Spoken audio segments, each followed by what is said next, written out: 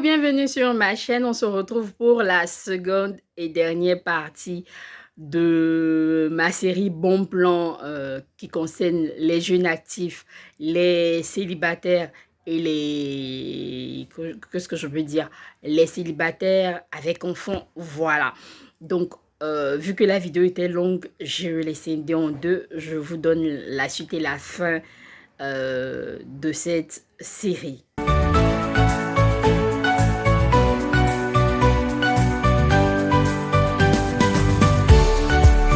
J'ai parlé de l'organisation au niveau de la nourriture, certes, mais il y a également l'organisation aussi, je peux appeler spirituelle. Il y a que ce que je faisais aussi, et ça c'est un conseil qui m'a été donné par une amie, c'était quoi? En fait, une collègue qui a fini par devenir une amie. Elle me disait, trouve-toi un temps, va à la grotte pour faire tes prières, tes demandes et tout et tout. Donc, ce que je faisais par exemple, c'est... que, par exemple, dans ma période où j'étais enceinte comme ça, elle me disait le mercredi, tu te choisis une heure et tu y vas. Donc, c'est ce que j'ai fait pendant toute ma première grossesse et j'avoue que ça a été très bénéfique pour moi. La grossesse s'est bien passée, tout et tout. Entre, par exemple, ça, je sais plus où j'ai lu, j'ai cru lire ça sur Internet ou je sais pas quoi, mais j'ai lu quelque part et j'ai décidé d'appliquer. Je crois que c'était un témoignage de quelqu'un sur Facebook, je ne me rappelle plus. Un jour, je suis allée à la grotte, j'ai pris l'engagement et j'ai dit à la Vierge Marie, pour la nouvelle année, je ne sais pas si c'est une fleur ou bien un bouquet, mais je sais une chose, c'est que je ferai tout pour que chaque mois, je vais t'offrir une fleur, soit une tige, soit un bouquet complet.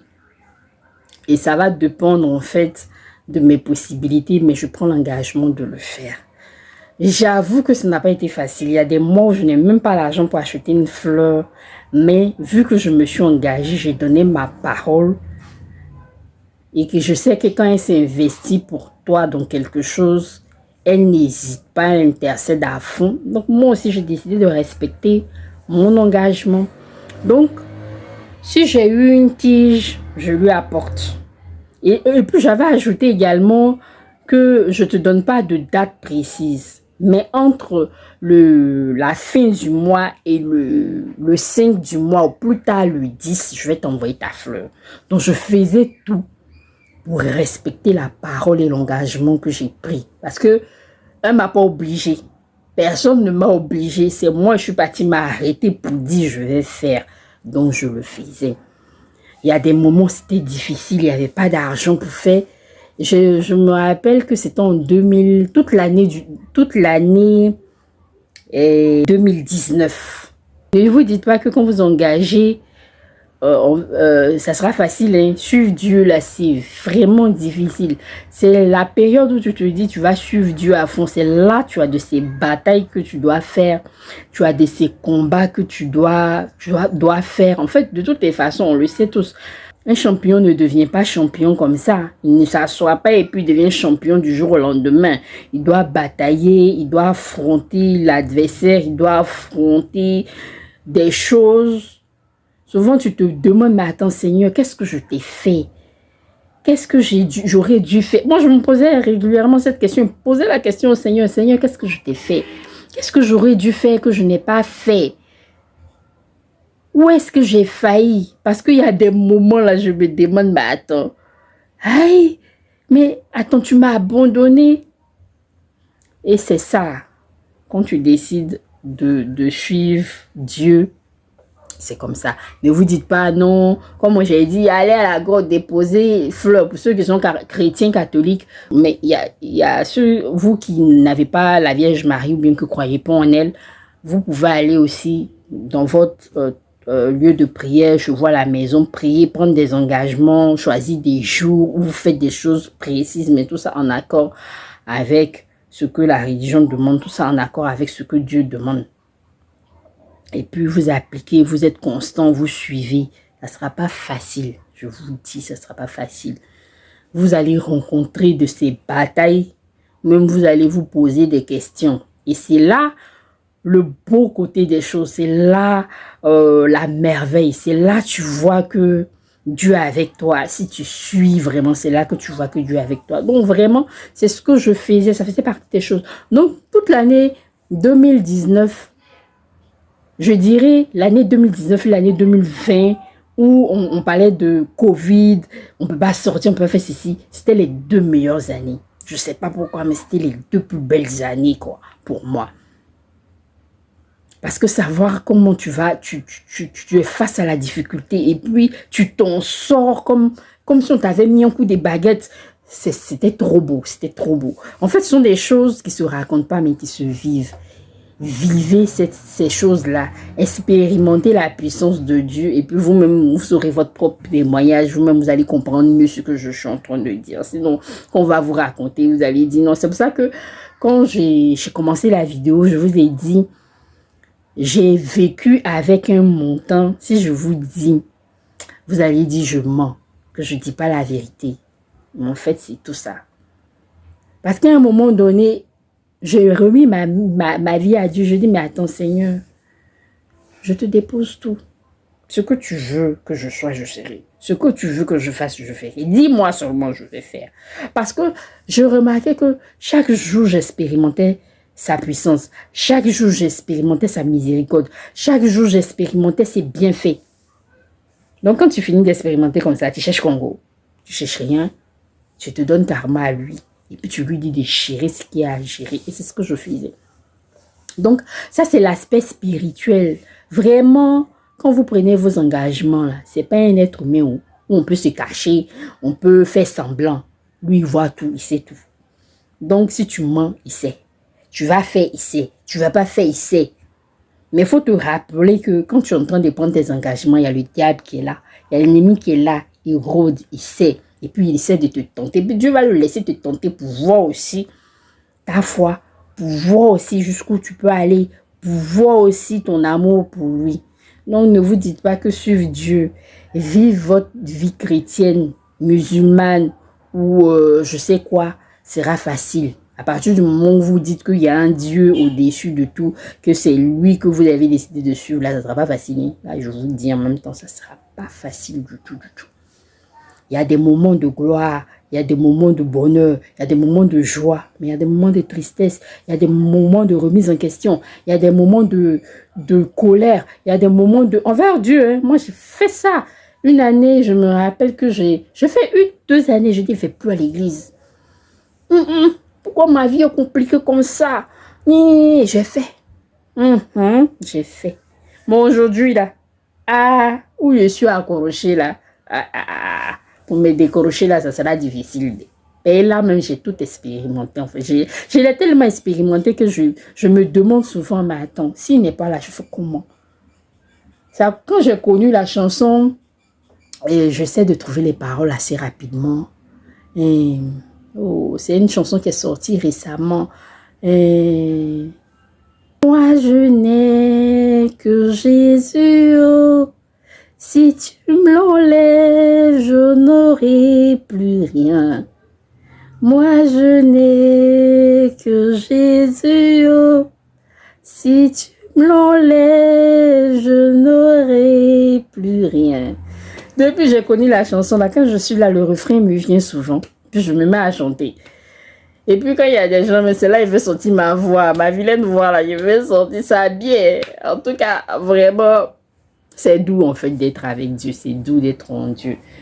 J'en parle pas trop dans mes vidéos, mais c'est vraiment intéressant d'être avec Dieu, de le mettre au centre de tout. De plus en plus, je pense que les gens ont compris qu'il y a des personnes qui sont que disponibles les week-ends. Il y a d'autres, c'est que les dimanches qui sont disponibles. Donc, il y a beaucoup d'enseignes qui ouvrent les dimanches, alors qu'avant, les dimanches, les gens fermaient. Il y a des endroits où le samedi, c'est ouvert jusqu'à une certaine... Même le dimanche, c'est ouvert jusqu'en fin d'après-midi. Donc, voyez votre programme. Quand tu n'as pas beaucoup d'argent, ou bien tu as beaucoup d'argent, mais que tu envisages épargner, investir, etc., il faut prioriser, mais également, il faut t'organiser. Au lieu de t'asseoir, à sortir, aller te promener avec tes amis qui n'ont pas les mêmes problèmes que toi, qui n'ont pas les mêmes difficultés que toi, qui n'ont pas les mêmes objectifs que toi, qui n'ont pas les mêmes visions que toi, si ce temps-là, ça peut te permettre d'aller au marché pour faire tes achats, vas-y. Si ce temps-là peut te permettre d'aller dans X endroit faire tes achats, vas-y. Comme ça, en semaine, tu as la tête dégagée. Tu sais que ton réfrigérateur ou ton garde-manger est rempli. Tu n'as pas le stress de la nourriture ou d'autres choses. Même les vêtements. Je parle beaucoup de nourriture. Parce que si tu n'es pas rassasié, tu ne peux pas faire certaines choses. Tu as faim, est-ce que tu es libre de faire certaines choses? Mais il y a tous les autres aspects de nos vies. Moi, je me coiffais, quand je faisais beaucoup les tissages, je me coiffais au marché.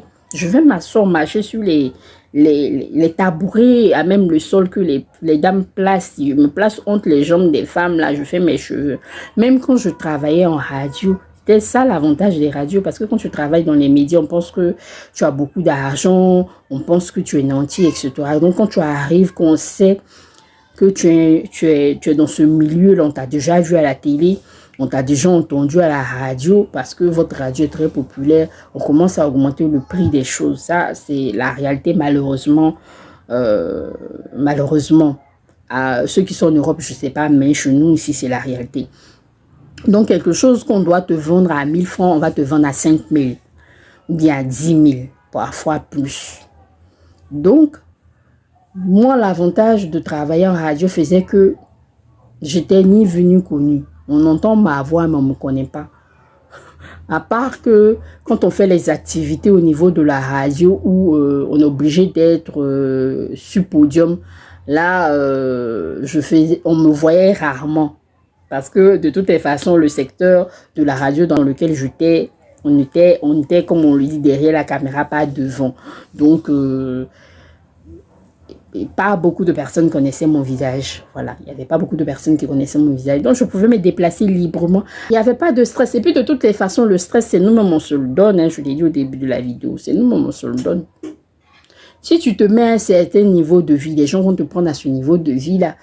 Et le jour on te voit dans une autre position, on va commencer à en parler. Avant, les réseaux sociaux n'étaient pas utilisés comme ça pour montrer les failles des gens, pour montrer les faiblesses des gens, pour montrer les défauts des gens, pour montrer, non. Donc, on pouvait se permettre. Mais c'est pas parce que les réseaux sociaux sont là pour montrer nos difficultés, nos failles. Patati, celui-là, il s'élève, il te filme. Toi-même, tu sais pas, on te balance sur les réseaux sociaux. C'est pas pour autant, on va pas vivre notre vie. Vivez votre vie. Quand les gens vont voir que vous vivez votre vie, malgré tout ce qu'ils font pour vous humilier, pour vous rabaisser, pour ceci, pour cela, ils vont arrêter. Ils vont publier, quand ils sont fatigués, ils vont arrêter. Parce que vous n'allez pas arrêter de vivre à cause d'eux. Vous n'allez pas arrêter de faire ce que vous aimez à cause d'eux. Vous n'allez pas arrêter de faire ce que vos moyens vous permettent de faire à cause d'eux. Peut-être que vous êtes plus à l'aise que ceux qui sont en train de se moquer de vous. Il y a des gens... Ils prennent, parce qu'aujourd'hui, le fait qu'on soit derrière son ordinateur ou bien son téléphone, on peut se permettre tout à qui on veut. Donc, les gens prennent ce malin plaisir-là à parler n'importe comment aux gens. Donc, à cause de cette peur-là, à cause de cette gêne-là, il y a beaucoup qui ne vivent plus pour eux, mais qui vivent pour les autres. Donc, si dans votre jeunesse, vous vivez comme ça, dans votre vieillesse, vous allez vivre comment? C'est comme moi, par exemple, dans mes vidéos, je transpire. Les cheveux sont comme c'est actuellement. J'ai porté un vêtement comme ça, oui, attaché mon morceau de pagne. Quelqu'un va prendre cette vidéo-là, va prendre un bout, il va aller sur les réseaux sociaux, il va faire ce qu'il a envie de faire, il va dire ce qu'il a envie de dire. Est-ce que ma vie doit s'arrêter à cause de cette personne? Non. C'est ma réalité que je mets en avant. C'est pas sa réalité que je mets en avant. C'est pas la réalité qu'il veut que je mette en avant, que je suis en train de mettre en avant. C'est ma réalité que je mets en avant. Donc, ne vous laissez pas démonter par les réseaux sociaux, par votre environnement, par votre entourage. Ce que vous pouvez faire qui va vous permettre d'être heureux ou heureuse, c'est ce qui est le plus important. Ce que vous allez faire qui va vous permettre d'être en accord avec le Dieu que vous priez, c'est ce qui est le plus important. C'est pour ça que je l'ai dit dans mes vidéos, également sur mes descriptions, je crois, YouTube et puis Instagram aussi, je crois bien. Je partage avec vous ces petits riens-là qui me font être la femme que je suis, qui me rendent heureuse. C'est ce que je partage avec vous. Je ne vais pas venir partager la vie de quelqu'un d'autre avec vous en faisant croire que c'est ma vie, alors que ce n'est pas ma vie. C'est pas ma vie. Je vais partager cette vie-là pendant combien de temps? Finalement, un jour, vous allez vous rendre compte que ce n'était pas ma vie que je partageais avec vous, mais c'est la vie de quelqu'un d'autre que je partageais avec vous. Vous allez prendre ça comment? C'est pour ça que je dis aujourd'hui, encore une fois, merci à mes abonnés parce que malgré qu'ils trouvent une personne qui, pendant ses vidéos, transpire, pendant ses vidéos, n'est pas maquillée, pendant ses vidéos, a ses cheveux en lait, pendant ses vidéos, a des vêtements ceci, pendant ces vidéos, elle ne vous montre pas quelque chose de bling bling, mais ces personnes-là s'abonnent, mais ces personnes-là encouragent d'autres personnes à s'abonner, ça me va droit au cœur. Ça me fait chaud au cœur, ça me fait plaisir. Parce que je me rends compte qu'il y a des gens encore qui sont dans l'authentique, qui sont dans du vrai. Et c'est cette vie-là que vous devez mener en tant que jeune, en tant que célibataire, en tant que mère célibataire, en tant que personne qui rentre dans la vie active. C'est cette vie où vous vous sentez à l'aise dedans. Maintenant, si c'est dans le bling-bling vous vous sentez à l'aise, c'est votre vie. Vous la vivez. Si c'est dans le sobre, vous vous sentez à l'aise, c'est votre vie, vous la vivez. Mais il y a une chose que vous devez éviter par-dessus tout, le bavardage. Tu es là, point oui ou un non. Tout ton entourage sait que tu as tel projet. Tout ton entourage sait que tu dois aller ici. Quand tu dois sortir le quartier, tu dois réveiller le quartier avant de sortir. Genre, tu t'en vas pour 5 minutes, mais tellement tu as fait du tapage, on pense que tu t'en vas pour 2 jours. Hein? Dans 5 minutes, on te revoit. C'est pas une vie. Tu attendais que les gens soient assis, tu vas venir faire du bruit pour qu'on te remarque. Ça, c'est pas une vie. Vivez de façon à ce que votre absence se fasse remarquer, mais faites en sorte que votre présence ne dégoûte pas. Vous êtes jeune, vous avez vos plaisirs, vous avez vos fantasmes, vous avez vos envies. Mais quand vous êtes en train de poser vos actes, rappelez-vous qu'il y a des gens à côté et que rien dans ce que vous faites ne doit les déranger. Ça va vous grandir, ça va vous élever. Dans ce genre de contexte-là, Dieu grandit, Dieu bénit. Dieu bénit quand ton adversaire, mais il a assis, puis je demande, mais lui, il a fait comment? Lui, là, que je vois ici, il peut faire comment? Comment ça arrivé? Parce que Dieu t'a béni, Dieu t'a élevé, parce que tu as accepté d'être humble, parce que tu as accepté de rester en bas. Lui-même t'a soulevé, t'a positionné. C'est ça qui est important. C'est ça qui fait la vie d'un être humain. J'espère que ce temps passé ensemble vous a aidé, ça vous a donné des idées par rapport à comment vous allez vivre votre quotidien désormais. Voilà, cherchez ce qu'il y a de mieux pour vous. C'est pas que vous devez faire du copier-coller sur tout ce que j'ai dit, mais cherchez ce qu'il y a de mieux pour vous. Vous allez trouver ce qu'il y a de mieux pour vous et puis vous allez l'appliquer. De sorte à ce que demain vous vous rappeliez que vous avez vécu la meilleure jeunesse qui soit.